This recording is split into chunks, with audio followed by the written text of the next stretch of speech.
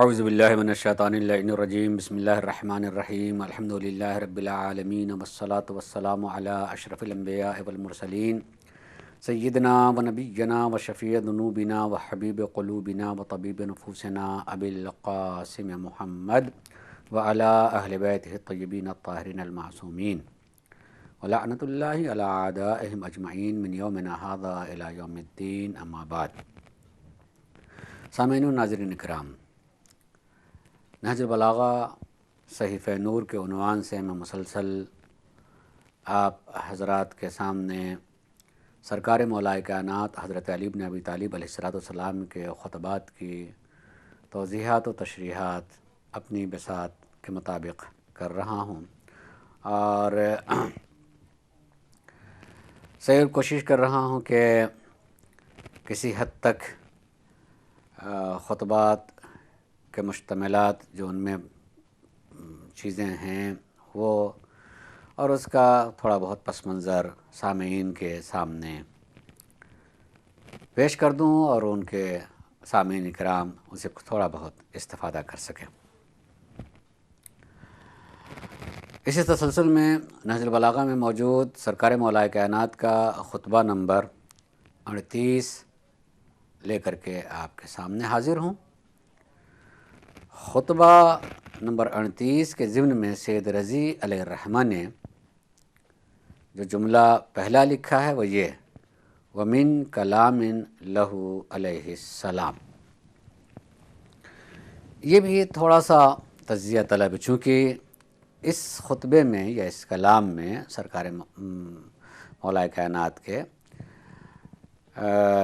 صرف 3 یا 4 جملے ہی سید رضی علیہ الرحمہ نے نقل کیے ہیں۔ ظاہر 3-4 جملے پر مشتمل کوئی خطبہ نہیں ہوتا ہے، اور خطبات کے ضمن میں چونکہ اس کو پیش کیا یہ خطبہ ہی ہے،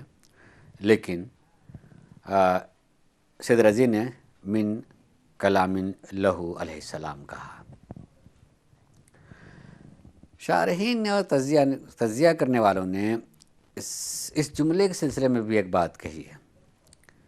اور ابتدا میں جب میں نے شروع کیا تھا نہج البلاغہ کو تو 2-4 باتیں کہیں تھیں۔ ان میں سے ایک بات یہ کہ سید رضی علیہ الرحمہ کے خیال میں مولائے کائنات کے خطبات جمع کرنا نہیں تھا کہ وہ خطبات کو جمع کریں مکمل، بلکہ ان کی نگاہ میں خطبات کے وہ اہم اور فصاحت و بلاغت سے کے اعتبار سے منزل معراج تک پہنچے ہوئے حصے کو جمع کیا جائے، اور انہیں حصوں کو جمع کیا ہے۔ اگرچہ بعض شارحین نے یہ بھی بات کہی ہے کہ انہیں ان کے پورا خطبہ نقل نہ کرنے کا سبب یہ ہے کہ اس زمانے میں مطبوعات تو تھی نہیں، کوئی بھی کتاب طبع ہو کر کے سامنے نہیں، بلکہ کسی بھی کتاب کے جتنے نسخے بن گئے تو وہ بن گئے، وہی لائبریریوں میں یا کسی کے پاس موجود ہیں، اور ہو سکتا ہے کہ بعض انہی مکتوبات میں سے قلمی نسخوں میں سے جو دسترس میں آیا ہستہ پانی لگنے کی وجہ سے کچھ حصہ مٹ گیا ہو یا کرم خوردہ ہو گیا ہو، اور پورے جملے اور پورے خطبے میسر نہیں ہوئے۔ اور اس دور میں ایسا نہیں ہوتا کہ پتہ چلے کہ دوسرا اگر کوئی نسخہ ہے تو کس کے پاس ہوگا اور کہاں اور کس لائبریری میں۔ اس لیے سید رضی علیہ الرحمہ کو جتنا مل سکا اتنے نقل کیے ہیں، لیکن مولائے کائنات کے کلمات تو بہرحال منزل معراج کو پہنچے ہوئے سارے کے سارے ہوں گے، یہ بھی بات سمجھ میں آتی ہے۔ بہرحال یہاں سید رضی نے بس 4-5 جملے ہی 3-4 جملے ہی نقل فرمائے ہیں۔ ابھی میں اس کو پڑھتا ہوں، لیکن اس سے پہلے ذکر کروں ان 4 جملوں کو جو ہم پڑھیں گے اس سے اندازہ ہوتا ہے فوراً کہ یقیناً کسی بہت مفصل خطبے کا یہ حصہ ہے جس میں کوئی خاص گفتگو کی جا رہی تھی، ان میں سے کا ایک حصہ ہے، اور دقت کریں تو شاید اندازہ ہوگا کہ یہ لگتا ہے کہ طلحہ اور زبیر، یوں کہیں کہ جنگ صفین کے موقع سے متعلق خطبہ کہا گیا، خاص طور سے طلحہ اور زبیر سے متعلق ہے۔ ابھی میں اس کا بھی تذکرہ کروں گا کیوں ایسا محسوس ہوتا. مگر پہلا ہی جملہ کہ من کلام لہو علیہ السلام، من کلام لہو علیہ السلام کہنا اس بات کی دلیل ہے کہ یہ ایک مفصل خطبے کا حصہ ہے. کہ من تبعیدیہ ہے جو بعض ہونے کو اور جز ہونے کی طرف اشارہ کرتا ہے، اور اسی کی دلیل ہے کہ من کلام لہو علیہ السلام. اگر پورا کلام نقل کیا ہوتا تو من کلمات ہی علیہ السلام کہا جاتا، کہ وہ جتنے بھی کلمات کہیں یا خطبات کہیں ان میں سے ایک خطبہ یا ایک کلمہ یہ مکمل. من خطبات ہی علیہ السلام، ان کے خطبوں میں سے ایک خطبہ یہ کہا جاتا. لیکن من کلام لہو علیہ السلام او من خطبۃ لہو علیہ السلام یہ کہنا اس بات کی دلیل ہے کہ من تبعیدیہ ہے، کہ ایک خطبہ جو آپ نے فرمایا اس کا بعض حصہ یہ ہے. اس کو سید رضی اللہ عنہ نے نقل کیا، اور یہ جملہ کہہ کر کہ من کلام اللہ علیہ السلام کے جو بھی خطبے کی شکل میں تھا ان میں سے ایک بعض حصہ کلمے کے طور پر ہم نے نقل کیا ہے. موضوع اگر دیکھا جائے تو ان 3-4 جملوں میں 2 باتیں ہیں. ایک تو امام نے یہ بات کہی کہ شبہ کا نام شبہ کیوں پڑا ہے، شبہ کو شبہ کیوں کہا جاتا ہے. شبہ کو شبہ کیا بہت بولا جاتا لفظ بہت بولا جاتا ہے، یہ شبہ ہوا مجھے، ان کو شبہ ہو گیا، وہ شبہ میں پڑ گئے، میں شبہ میں پڑ گیا، یہ عمل شبہ کا سبب بنا، ان کے اس طرز نے میرے ذہن میں شبہ ڈال دیا، شبہ بولا جاتا. تو شبہ کو شبہ کیوں کہا جاتا ہے، ایک ہی چیز کے امام نے فرمایا. دوسری یہ کہ اس کا علاج کیا ہے، اس کا علاج کیا ہے، بلکہ یوں بھی اس سے پہلے بات کی جا سکتی کہ ہوتے ہی کیوں ہے شبہ. اگرچہ میں نے ابھی کہا کہ آدمی اس کی تو توجیہ بیان کر دیتا ہے کہ فلاں گفتگو سے مجھے یہ شبہ ہوا، فلاں رفتار سے مجھے یہ شبہ ہوا، فلاں صاحب کے ساتھ چلنے سے مجھے یہ شبہ ہوا. تو شبہ کی تو وجہ آدمی بیان کرتا ہے کہ اس وجہ سے شبہ ہوا. لیکن شبہ سے بچا کیسے جا سکتا ہے، شبہ کا علاج کیا ہو سکتا ہے، اس کی طرف بھی امام نے اشارہ فرمایا ہے. اس میں دوسری چیز یہ ہے کہ انسان موت کے خوف سے اپنے کو بچا نہیں سکتا.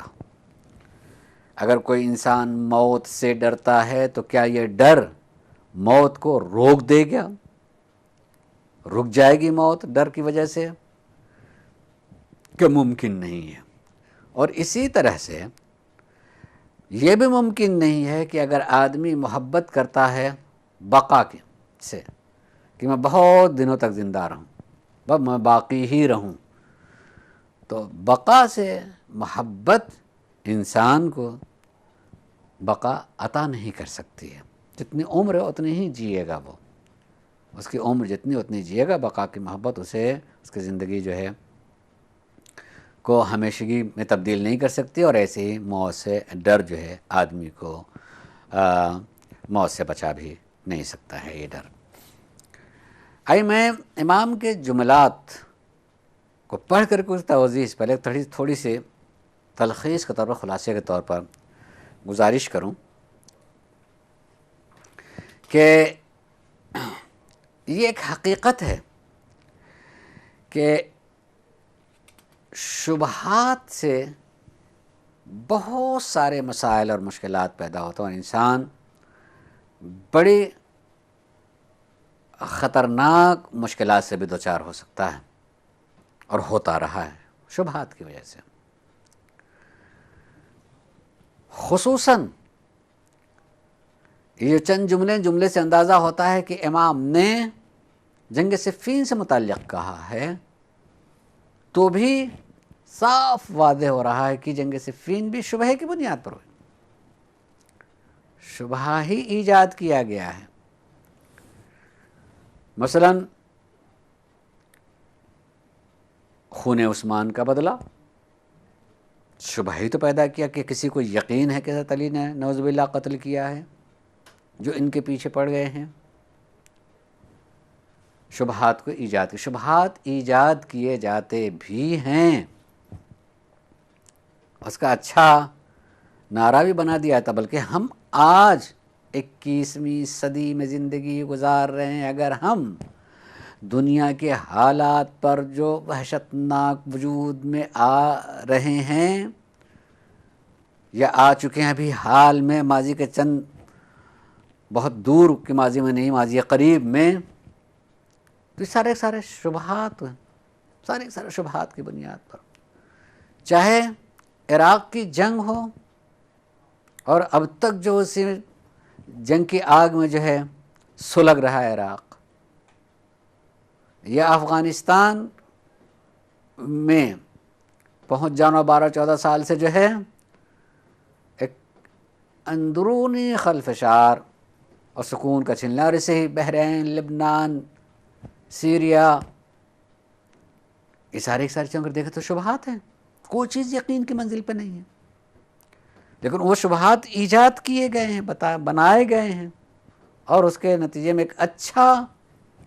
اچھی چیز کہ اور اچھا نتیجہ حاصل کرنے کے لیے اقدام کیا گیا ہے۔ ہو سکتا ہے کہ پہلے بھی قتل ہوتا رہا ہو، لیکن جو اقدام کیا ہے یا قتل کم ہوا ہے، ممکن ہے جوڑا جائے تو جن سے نجات کی بات کہی جا رہی ہے ان سے تو کم خون بہا ہے، جو نجات دلانے کے لیے آ رہے انہوں نے اور زیادہ خون بہا دیا ہے اور سکون چھین لیا ہے، سارے شبہات کی بنیاد پر، کوئی چیز یقینی چیز میں نہیں ہے۔ اس لیے جنگ صفین ہو کہ نہروان یا جمل، جو ہے جس کو صفین و جمل کہتے ہیں، یہ سارے کے سارے جنگیں اگر آپ غور کریں تو یہ جنگ صفین ہو کہ نہروان ہو یا جمل ہو، یہ سارے کے سارے شبہات کی بنیاد پر ہوئے ہیں، شبہات ایجاد بھی کیے گئے ہیں، اور شبہات کو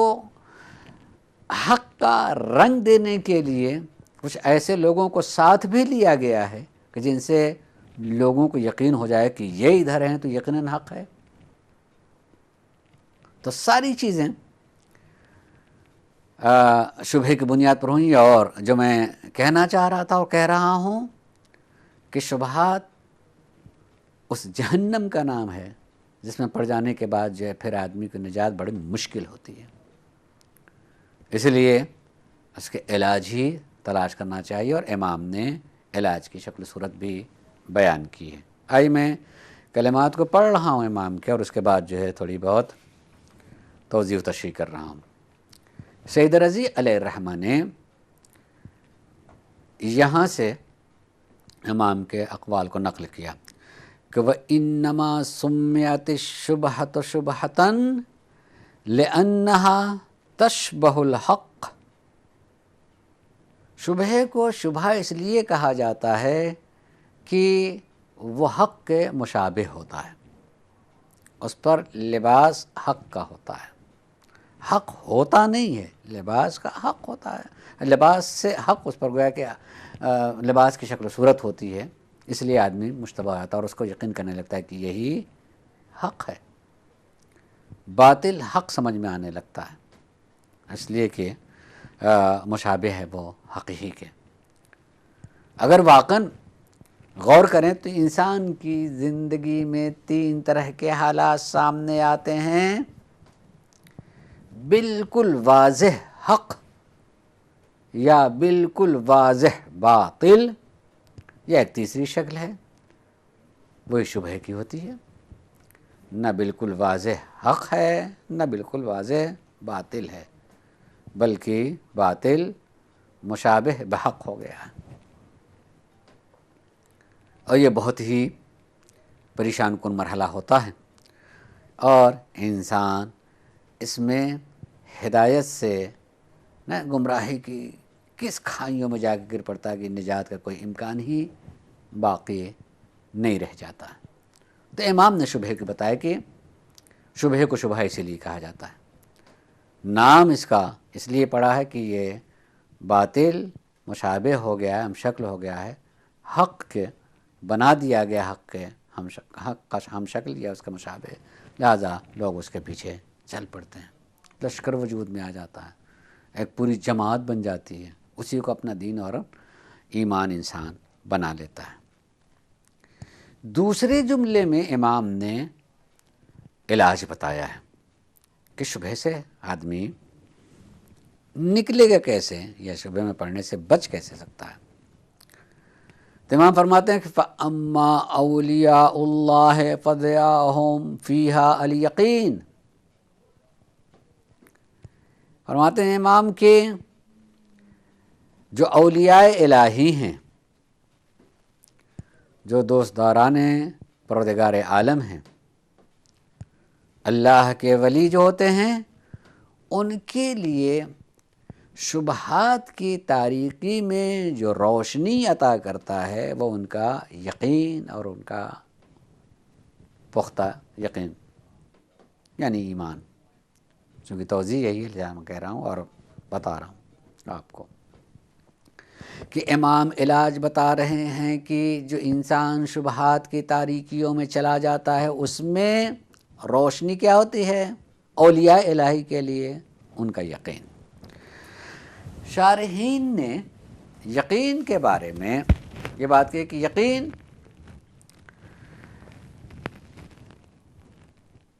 قرآن کا اللہ کی طرف سے ہونا، یقین ہو جائے، ایمان ہو اس کا، تو وہ اس کی طرف جائیں گے کہ دیکھیں قرآن یعنی اللہ نے کیا کہا ہے، اللہ کی طرف سے آئے ہوئے انبیاء اور ائمہ علیہم السلام، چونکہ یقین ہے کہ اللہ کی طرف سے آئے ہیں، تو وہ انہی کے اقوال کو اور اعمال کو تلاش کرتے ہیں کہ انہی نے کیا کہا ہے، کہا تاکہ اس سے یقین حاصل ہو جائے۔ اگر ان حالات میں کہ اس کو شارحین نے یقین کے ساتھ بھی اس طرف اشارہ کیا ہے کہ یہ انہی جنگوں میں سے اور خصوصیت سے جنگ جمل سے متعلق، جس کے سربراہ جو ہے طلحہ اور زبیر تھے، اور اپنے کو معتبر بنانے کے لیے اور اپنے کو قوی بنانے کے لیے ام المؤمنین حضرت عائشہ کو بھی اپنے ساتھ جو ہے لے لیا تھا، تاکہ دوسرے کو اور بھی وہ شبہ حق لگنے لگے کہ جب یہ ہیں رسول کی بیگم ساتھ میں ہیں، ام المؤمنین ساتھ میں، تو یہی حق ہے۔ حالانکہ حضرت آیت اللہ ناصر مکارم شیرازی نے اس ضمن کے شرح میں ایک بات لکھی ہے تاریخی اعتبار سے کہ جو مولا نے یہ بات کہی ہے کہ اما اولیاء اللہ فضیاءہم فیہا الیقین، یقین یعنی قرآن کیا کہتا ہے، اور دوسرے احادیث یعنی معصومین نے کیا اس طرح کے مواقع کے سلسلے میں کچھ کہا یا نہیں کہا۔ تو اگر قرآن کی طرف جائے گا، غور کیجئے گا اس پر، تو قرآن اولیاء اپنے اولیاء کے لیے بات کہے کہ لا خوف علیہم ولا هم یحزنون، ان کو خوف نہیں ہوتا،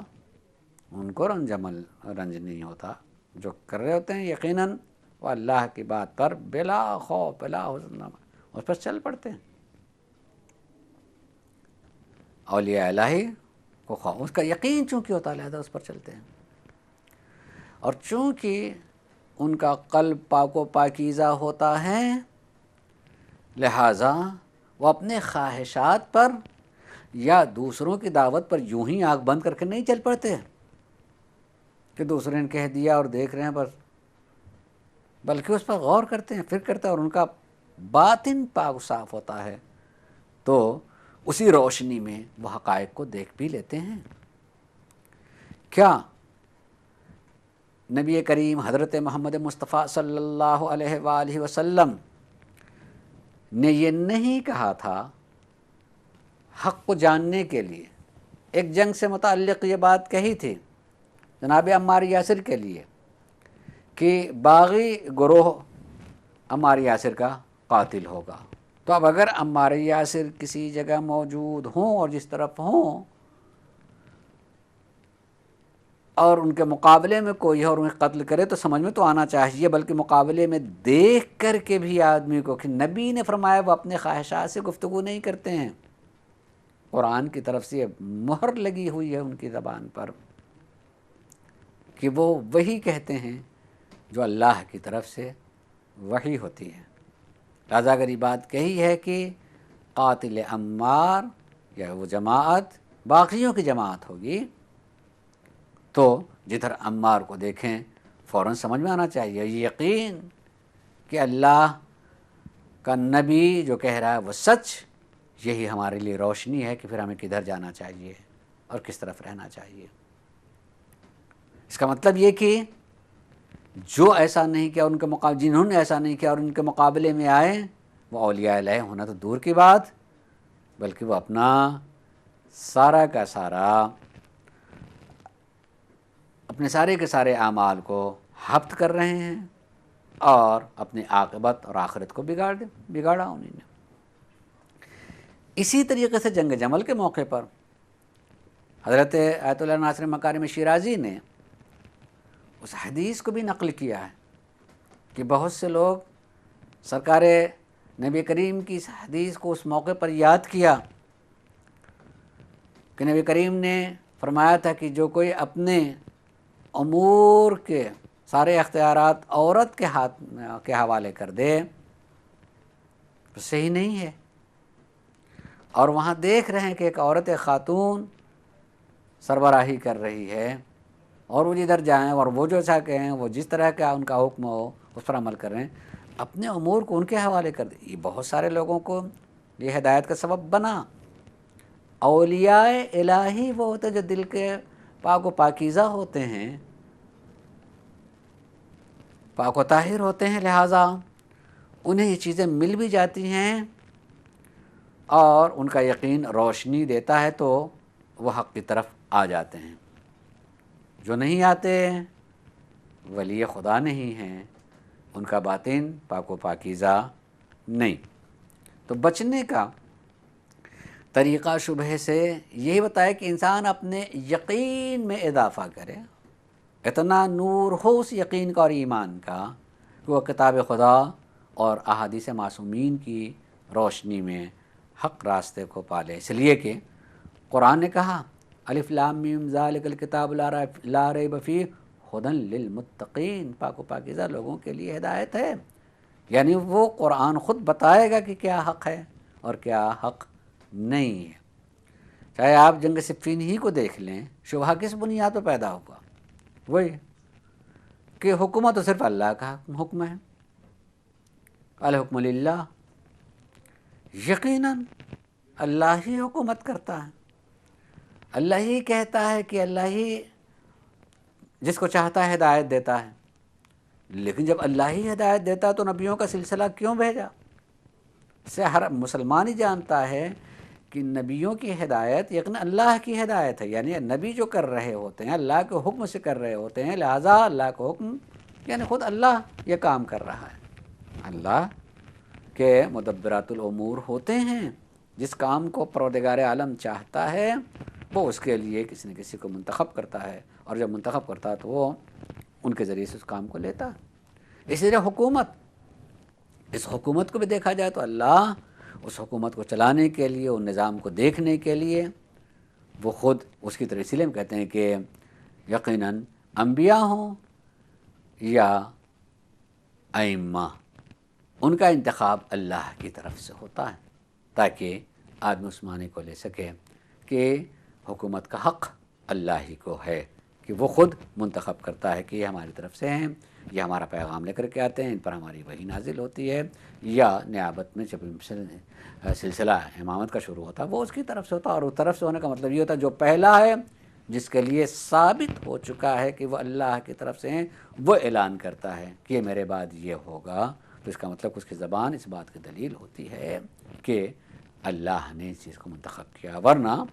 قرآن کو اللہ نے پڑھ کر کے نہیں سنا ہے، جبرائیل کی زبان سے بھی کسی نے نہیں سنا ہے، جو سنا جس نے سنا ہے وہ نبی کریم کی زبان سے سنا ہے۔ نبی کریم کے علاوہ کسی کی زبان سے نہیں سنا ہے، مگر چونکہ ہمیں یقین ہے کہ اللہ کی طرف سے باتیں کہتے ہیں، لہٰذا ہم یہ بھی یقین کرتے ہیں یقیناً کلام اللہ کا ہے۔ تو ہوتا ہے کہ اولیاء الہی کے لیے روشنی اور نور جو ہے کیا ہیں؟ وہ ان کا یقین،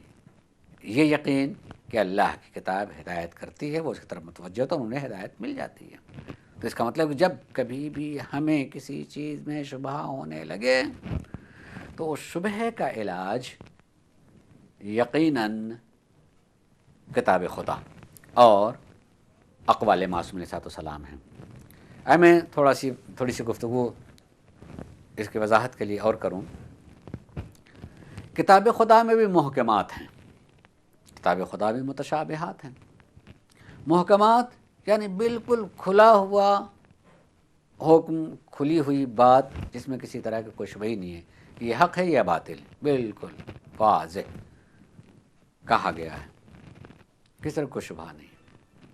نماز، روزہ، حج کے بارے میں کوئی تعبیر کرنے کی ضرورت نہیں ہوتی ہے کہ ہم تعبیر کریں، واضح طور سے پروردگار عالم نے اس کا حکم دیا۔ خوب وہ محکمات ہیں، متشابہات ہیں جس میں واضح نہیں ہمارے لیے، تو اس لیے کہا کہ متشابہات کے پیچھے نہ پڑو، محکمات کے جو یقینی ہو اس پر عمل کرو، یہ ہماری ذمہ داری جو ہمارے لیے واضح ہے۔ قرآن کا جو واضح ہے اس پر عمل کرنا چاہیے، جو واضح نہیں ہے چھوڑ دو، اس سے پیچھے کیوں جا رہے تھے کہ علاج تو یہ ہوا۔ قرآن نے یہ بات بیان کی کہ انسان کتاب خدا سے اس چیز کو لے سکتا ہے۔ لیکن میں جو دوسری بات کہہ رہا ہوں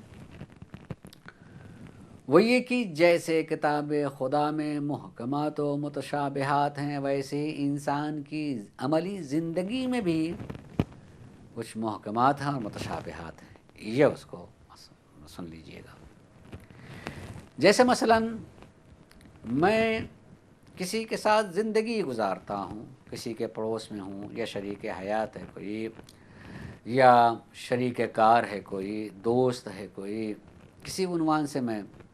جتنی میری عمر ہے شعور کی اتنے دنوں سے میں اسے جان رہا ہوں، دیکھ رہا ہوں، پرکھ رہا ہوں، تو کچھ چیزیں میرے لیے اس کی زندگی کے لیے محکمات میں سے ہوں گی کہ مثلا بھائی میں نے اس کو کبھی جھوٹ بولتے ہوئے نہیں سنا،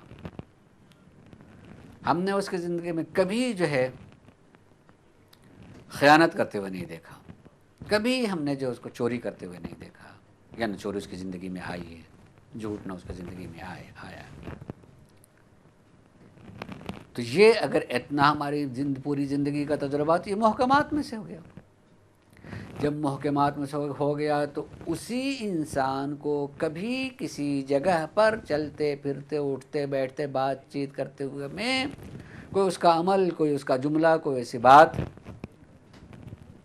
دکھائی دی یا سنائی دی جس سے اس کے جھوٹ کی طرف خیال جا رہا ہو کہ جھوٹ بول رہا ہے، یا خیانت یا چوری کی طرف خیال جا رہا ہو کہ چوری کر رہا ہے یا خیانت کر رہا ہے، تو آدمی شبہ میں پڑ جائے گا بھائی میں اب تک جو اس کو جانتا تھا آج تو یہ آدمی ویسا نہیں ہے۔ جس طرح سے قرآن میں محکمات پر عمل کرنے کے لیے کہا اور متشابہات سے بچ جانے کے لیے کہا کہ اس کے پیچھے نہ پڑو، ویسے ہی انسان کی زندگی میں جو محکمات ہیں ان محکمات کے مقابلے میں زندگی کے متشابہ عمل کو قوت اور طاقت نہیں دینا چاہیے ہے، بلکہ اس کی توجیہ کرنی چاہیے۔ ارے 50 سال کی زندگی میں جو چیز ثابت شدہ ہے، تجربے میں آ چکا ہے، تو صرف ایک مرتبہ دیکھنے یا سننے سے متزلزل کر دیں، اس کی طرف سے ہمارا یقین بھٹکنے لگے؟ نہیں، وہی 50 سال کا تجربہ ہمارا یقین ہے، ہمارا ایمان ہے، اس کو اسی کی روشنی میں جو ایک لمحے کے لیے، ایک وقت میں، ایک جملے سے یا ایک کام سے شبہ پیدا ہوا کہ آدمی ایسا نہیں ہے، اس سے اس کے غلط ہونے کا یقین نہیں پیدا کرنا چاہیے، بلکہ اس کو چھوڑ دینا چاہیے۔ محکم کو لے لیں متشابہ اور اس کی توجیہ کریں کہ کوئی نہ کوئی اس کی مجبوری رہی ہوگی جس کی بنیاد پر اس نے یہ کام کیا ہے یا یہ جملہ اس کے زبان سے نکلا ہے۔ یہ ہے یقین کی روشنی۔ یقین کی روشنی میں وہ حق کو تلاش کریں اور لہٰذا امام نے فرمایا کہ شبہ کو شبہ اس لیے کہتے ہیں کہ شبہ حق کے مشابہ ہو جاتا ہے، حق کا ہم شکل ہو جاتا ہے، لہٰذا آدمی اس کو ماننے لگتا ہے. لیکن شبہ سے بچتے ہیں اولیاء علیہ کیسے ہیں؟ وہ یقین کی روشنی سے کام لیتے ہیں کہ شبہات کی تاریکی میں یقین کی روشنی کے ذریعے سے نکل آتے ہیں، شبہ میں نہیں رہتے، اپنی یقین کی روشنی ہوتا ہے. جب ہماری زندگی میں بھی تجربہ ہے تو اس تجربے کی روشنی میں ہمیں اس شبہ کی تاریکی سے نکل، یہ ہے علاج. فقہی مسائل میں بھی اس طرح کی باتوں کے لیے کہا گیا ہے، اور وہ حسن ظن اور سوء ظن، کہ کسی سے حسن ظن رکھنا چاہیے، مذہبی پتہ حسن ظن رکھنا چاہیے. سوء ظن کا موقع اور محل پیدا ہو جاتا ہے کہ ہم نے اس مغربی دنیا میں ایک اچھے خاصے متقی پرہیزگار آدمی کو چلتے ہوئے کسی کارنر پر پب میں بیٹھے ہوئے دیکھا تو ہم شبہ میں پڑ گئے، یار یہ اتنا متقی پرہیزگار آدمی اس پب میں بیٹھا ہوا، ہم تو نہیں جانتے تھے کہ ایسا ہوگا، یہ بھی نعوذ باللہ ثم استغفر اللہ ان نجاستوں کا عادی ہے. نہیں، آدمی جب آپ نے اس کی پوری زندگی کو تقوی اور پرہیزگاری کی صورت میں دیکھا تو ایک لمحے کے جو آپ نے اس کو پب میں جاتے ہوئے دیکھا، بیٹھے ہوئے دیکھا، اس کی توجہ کریں کہ کوئی مجبوری نہیں ہوگی، کوئی کھینچ لے کے گیا ہوگا، کسی نے زبردستی کی ہوگی، کہ ان کو یہ آدمی ہے نہیں ایسا. یہ ہوا یقین کی روشنی کے ذریعے شبہات کی تاریکی سے نکل جانا، اس طریقے سے آدمی شبہ سے بچ جاتا ہے. پھر اس کے بعد امام فرماتے ہیں وَدَلِيلُهُمْ سَمَتُ الْهُدَىٰ، ان کا رہنما کون ہوتا ہے؟ ہدایت کی طرف چلنا، یعنی ہدایت کی راہ پر گامزن ہونا، یہ ان کے رہنمائی کرتا ہے.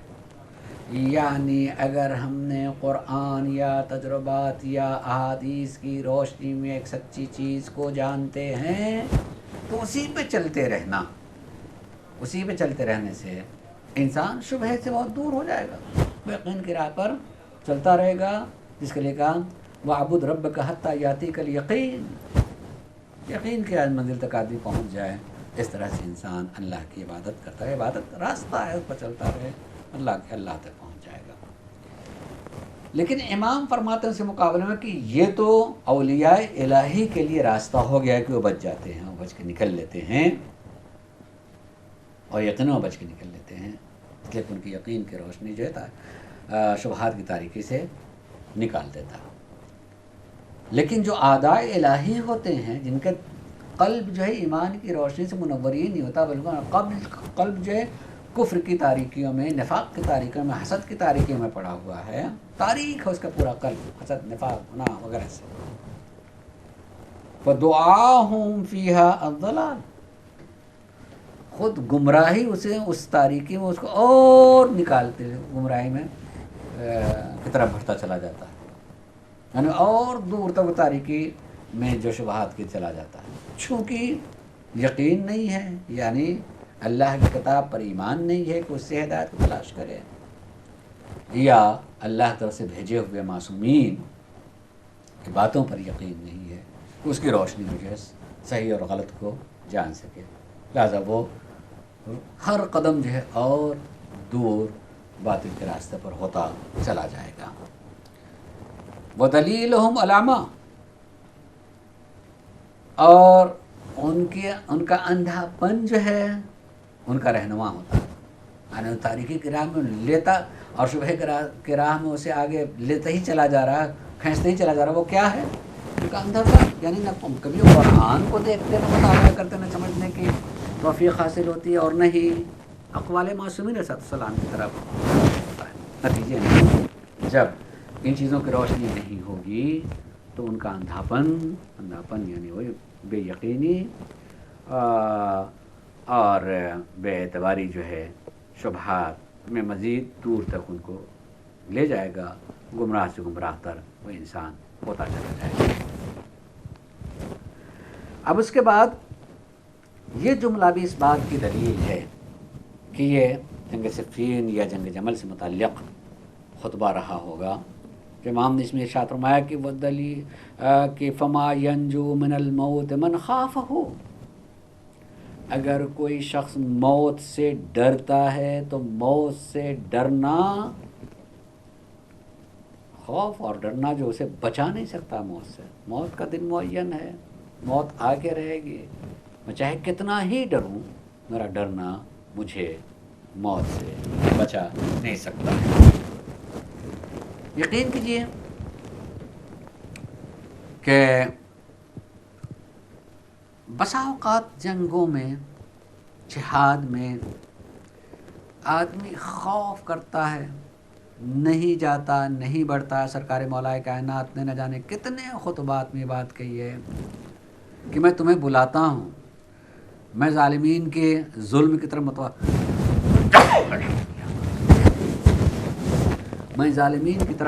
کرتا ہوں، ان کے ظلم کی طرف متوجہ کرتا ہوں، حکم دیتا ہوں کہ تم ادھر آؤ، بڑھو، چلو. لیکن تم میرے بات پر لبیک نہیں کہتے ہو، بلکہ جب میں جہاد کی دعوت دیتا ہوں تو تمہارے آنکھوں میں پتلیاں گھومنے لگتی ہیں، جیسے ایک سکرات الموت کا بھی کیفیت پیدا ہو جائے. ڈر، خوف کہ پتہ نہیں کیا ہوگا. کیا موت کے ڈر سے آدمی موت سے بچ جائے گا؟ اگر ایسا ہوتا تو پھر آدمی موت سے ڈرنے لگتا، اور پھر موت جو ہے ڈرتے ہی ہے آدمی، پھر موت آتی نہیں کسی کو. موت کا خوف انسان کو موت سے بچا نہیں سکتا. زیادہ موت ڈرنے کی چیز نہیں ہے. کہ بہت کچھ تو کہا جا سکتا، اور اتنے دو تین جملے میں کہہ ہی دوں کہ مولا علی نے یہ بات کہی ہے کہ انسان کا سب سے بڑا محافظ خود اس کی موت ہے. اگر موت کا دن نہیں آیا ہے تو بڑے سے بڑا حادثے کی شکل ہمارے سامنے آ جائے، شکل صورت آ جائے، چونکہ موت کا وقت نہیں آیا، ہم اس سے بچ کے نکلیں گے. اور اگر موت کا دن آ گیا تو چاہے ہم کیسے ہی مضبوط قلعے میں موجود ہوں تو قلعہ بھی نہیں بچا سکتا ہمیں، موت آگے رہے گی. لہذا موت ہی سب سے بڑا انسان کا اور مضبوط ترین محافظ ہے انسان. دوسرا جملہ ہے کہ وَلَا يُعْطِ الْبَقَى مَنْ أَحَبَّهُ، کسی شخص کو بقا کا تحفہ نہیں مل سکتا ہے وہ ہمیشہ کے لیے باقی رہے، صرف اس بنیاد پر کہ وہ چونکہ بقا سے محبت کرتا ہے، زندگی سے محبت کرتا ہے، لہٰذا وہ ہمیشہ زندگی رہے گا. ایسا ممکن نہیں ہے. ہر آدمی زندگی سے محبت کرتا ہے، محبت کرتا اور چاہتا زندہ رہے. نہ جانے کن کن آرزوؤں پر اپنی زندگی مانگتا رہتا ہے. یہ تو یقین مرنا ہے، لیکن پھر بھی اپنی زندگی مانگتا رہتا ہے کن کن چیزوں کو بہانہ بنا کر کے. کبھی اولاد کا چھوٹے ہونے کے بہانے کر کے اتنی زندگی مل جائے کہ میں ان کو پال دوں، کبھی وہ پل گیا کہ اتنی زندگی مل جائے کہ میں ذرا سے اس کی خوشیاں دیکھ لوں، خوشیاں دیکھ لی کہ اتنی زندگی مل جائے کہ میں اپنے سامنے ایک دوسری نسل کو بھی، دوسری اولاد کو بھی دیکھ لوں، انہیں بھی دیکھ لوں. نہ جانے ہزاروں بہانے سے انسان اپنی محبت، اپنی زندگی سے محبت کرتا ہے. لیکن کیا اس محبت کا نتیجہ بقا ہو سکتے ہیں کہ آدمی ہمیشہ کے لیے باقی رہ جائے؟ نہیں، قطعاً اور قطعاً ایسا نہیں ہو سکتا ہے. موت جو دن بھی اس کا معین ہے، آدمی بقا سے محبت کرے یا نہ کرے، موت آگے رہے گی. اور ڈر رہا ہے موت سے، ڈرے یا نہ ڈرے، یا لرزنے لگے موت سے، پھر بھی موت اس کو چھوڑ نہیں سکتی ہے، موت آگے رہے گی. یقیناً جو سرکار مولا کائنات کے ساتھ میں، اور یہ بھی خصوصاً جنگ صفین کے موقع پر اور اس سے ذرا سا پہلے سے بھی، کیونکہ حکومت شام کی طرف سے، خلافت شام کی طرف سے کس طرح کے مظالم ہوتے تھے، اور کس طرح سے چھوٹی چھوٹی جگہوں پر جو حملہ کر کے وہاں رہنے والوں کو جو ہے قتل کیا جا رہا ہے، غارت گریاں ہو رہی ہیں، علاقے کو چھین لیا جا رہا ہے. اور امام کہتے ہیں مگر اس کی بنیاد پر جو ہے افراد جمع نہیں ہو پاتے. بتانے کی اس سے آدمی بچ نہیں سکتا ہے، موت سے بچ نہیں سکتا ہے، اور زندگی سے محبت کے نتیجے میں اسے زندگی دائمی زندگی مل بھی نہیں سکتی ہے. تو یہ اتنے جملے تھے جو سرکار مولا کائنات کے سید رضی علیہ الرحمٰن نے یہاں نقل فرمائے ہیں. اس میں خصوصیت کے ساتھ میں وہی جملہ اور اس سے بچنے کا طریقہ یاد رکھنے کے امام بتا رہے کہ شبہ کو شبہ اس لیے کہا جاتا ہے، شبہ مشابہ ہوتا ہے حق ہے، لہٰذا آدمی اس کا ساتھ دینے لگتا ہے، اس سے محبت کرنے لگتا ہے، اس کے لیے آگے بڑھنے لگتا ہے۔ علاج کا طریقہ یہ ہے کہ اگر ولی خدا ہے تو اپنے یقین کی روشنی کے سہارے شبہات کے تاریکیوں سے نکل جاتا ہے، قرآن کے محکمات کو سامنے رکھتا ہے، متشابہات کو چھوڑ دیتا ہے۔ ایسے ہی انسان کی زندگی کے حقائق کو دیکھے اور جو تجربے میں آ چکے ہیں اس تجربات کو چند لمحے کے کسی کام کے نتیجے میں تجربات سے موڑ نہ جائے۔ یعنی واضح طور سے یہ کہوں کہ سرکار مولائے کائنات کی زندگی کس پر واضح نہیں تھی، وہ کیسے ہیں، کس طرح کے ہیں، علم کے اعتبار سے کس منزل پہ ہیں، شجاعت کے اعتبار سے کس منزل میں ہیں، طہارت اور پاکیزگی کے اعتبار سے اور اللہ کی قربت کے ایسے کتنے کیسے ہیں۔ ان چیزوں کو سامنے رکھ کر کے رکھا جاتا تو اور اس کا یقین کی روشنی انسان کو یقین کے ساتھ بچا لیتی کہ ایسا آدمی کسی کا نہیں پا سکتا ہے، نہ ہم بنا سکتا ہے، اور یقیناً جو ہے وہ اس طرح کے فتنہ و فساد میں شریک نہیں کرتا، نہ فتنہ و فساد کا سبب ہے۔ یہ اولیاء الہی جو اللہ کے ولی ہیں، اللہ سے محبت کرنے والے ہیں، پاک و پاکیزہ ہیں، متقی ہیں، اس طرح کے لوگ یقینی طور پر اپنے کو اپنے یقین اور ایمان کی روشنی میں شبہات سے نکال لیتے ہیں، سچائی کو حقیقت کو پا لیتے ہیں اور ہدایت کی طرف آگے بڑھتے ہیں۔ اور جو لوگ ایسے نہیں ہیں، یقیناً جو اعدائے الہی ہیں، اللہ کی باتوں پر، اس کی کتاب پر، اس کے انبیاء پر ایمان نہیں رکھتے ہیں، ان کو ان کی جہالت، ان کی یہی اندھاپن انہی تاریکیوں و شبہات کے دور تک لے کے چلا جاتا ہے، انہیں تباہ و برباد اور گمراہ کر دیتا ہے۔ اللہ ہم سب کو سرکار مولائے کائنات کے اس اتنے عظیم قول کی روشنی میں شبہات کی تاریکی سے بچنے کی توفیق عنایت فرمائے کہ ہم کسی کے محکم اعمال کو کبھی جو ہے اپنے یقین، اپنے قلب اور اپنے تجربے سے دور نہ نکالیں، اس کے کسی چھوٹے سے ایسے عمل کو دیکھ کر کے جس سے شبہ ہونے لگے پتہ نہیں یہ آدمی کیسا ہے، ہم اس کی باقی جو زیادہ سے زیادہ زندگی دیکھی ہے اس کی روشنی میں ہم اس تھوڑے سے لمحے کی کسی عیب کو دیکھ رہے ہیں تو اس کا تجزیہ کریں کہ مجبور رہا ہوگا۔ اس طریقے سے انسان جو ہے تاریکی شبہات سے نکل کر کے حقائق کی روشنی میں رہے گا اور ہدایت پاتا رہے گا۔ پروردگار عالم بحق محمد علیہ محمد ہم سب کو سرکار مولائے کائنات اور طہار اور معصوم صلی اللہ علیہ وسلم کے ہدایات پر عمل کرنے کی توفیق عنایت فرمائے۔ وآخر دعوانا ان الحمد للہ رب العالمین۔